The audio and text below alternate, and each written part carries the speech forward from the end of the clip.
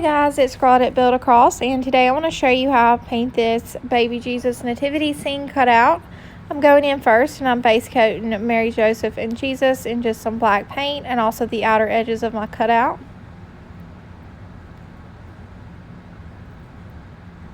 Next, I'm going to go in with Bunker Hill Blue and I'm going to base coat this inside part. And then I'm going to go in with Colonel Mustard for my star. And I'm base coating everything with a number 12 flat from the brush pack we sell on our website.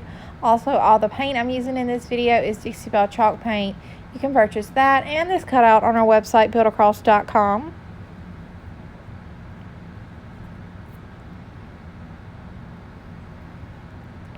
Once I am done base coating, I'm going to go in and flip this brush around and dip it into some white paint and do little polka dots all over my blue part to look like stars. And I guess I lost part of my video, so I went in with a number 4 round and just highlighted my Mary, Joseph, and baby Jesus, and that completed my project. So I hope you guys enjoyed this video and have a great day.